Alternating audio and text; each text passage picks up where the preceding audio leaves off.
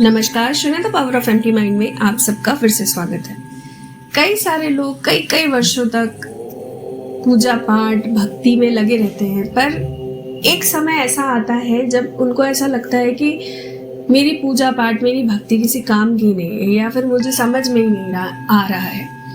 कई बार ऐसा भी होता है कि स्पिरिचुअल पाथ पे जो लोग 5-6 साल हो जाते हैं जिनको, वो उन लोगों से कई ज़्यादा तरक्की कर लेते हैं जो कि 20-22 साल से भी नहीं कर पाते। ऐसा क्यों होता है? क्या रीज़न है इसका कि सब कुछ करने के बावजूद भी हम भक्ति में पीछे रह जाते हैं? चलिए आज 10 ऐसे पॉइंट डिस्कस करेंगे।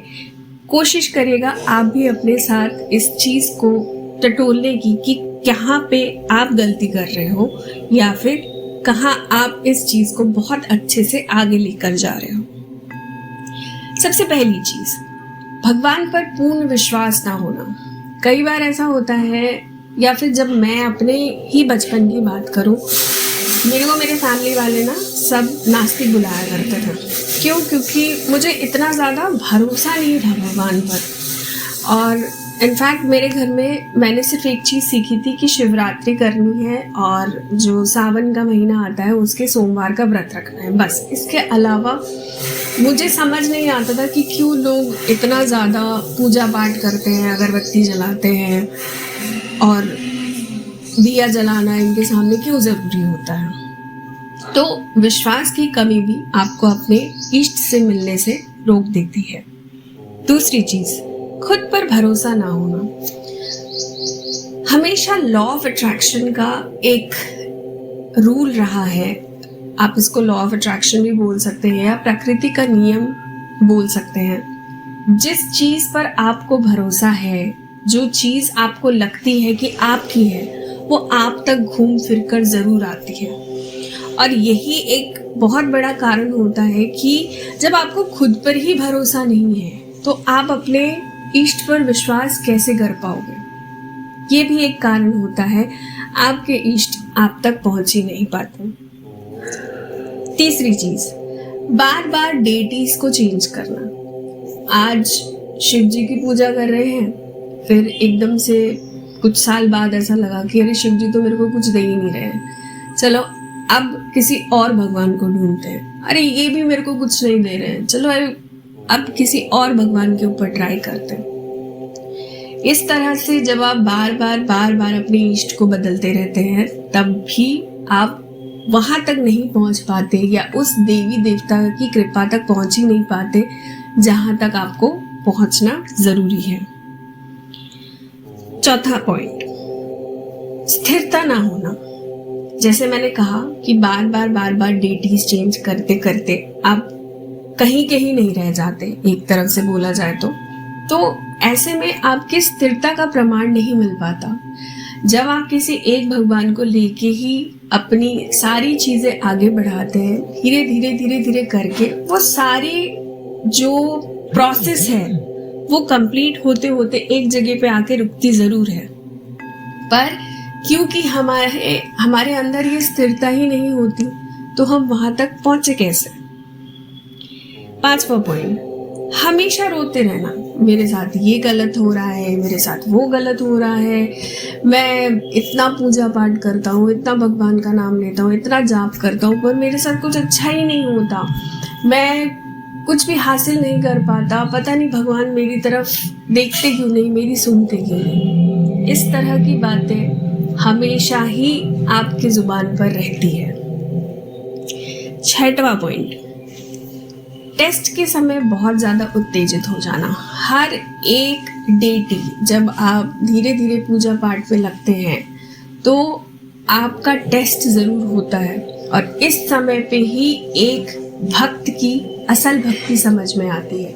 और इसी समय सबसे ज़्यादा भक्तों के दिमाग में यही ख्याल आता है कि क्या करूँ भी कि नहीं करूँ, क्या मुझे ये करना भी चाहिए कि नहीं करना चाहिए, अरे सब छोड़ देता हूँ। जहाँ ये भावना आपके अंदर आ गई, आपके अंदर की वो क्षमता ही खत्म हो जाती है।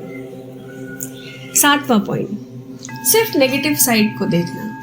अपने पास्ट के एक्सपीरियंसेस को लेकर रोते रहना, कि मेरे साथ बचपन से ऐसा हुआ है, मेरे को कभी भगवान ने देखा ही नहीं, या फिर मेरे साथ अभी भी यही चीज़ें चल रही है, मेरे को तो कुछ समझ में ही नहीं आ रहा।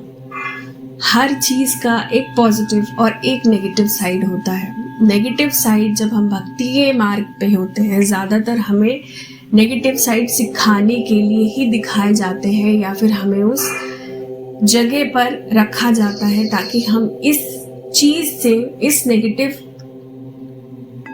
टाइमिंग से कुछ सीखें और आगे बढ़े। पर आगे बढ़ने की जगह हम उस नेगेटिव सिचुएशन को गालियां देते रहते हैं या कोसते रहते हैं। 8वां पॉइंट, सबसे महत्वपूर्ण पॉइंट, भाव की कमी होना। आप पूजा पाठ दिन भर कर रहे हैं, दिया जला रहे हैं, अगरबत्ती रख रहे हैं, सुबह जल्दी उठ रहे हैं, सब कुछ कर रहे हैं, पर वो भाव नहीं है, वो समर्पण नहीं है अपने भगवान के प्रति, अपने इष्ट के प्रति। इस वजह से भी हम पीछे रह जाते हैं।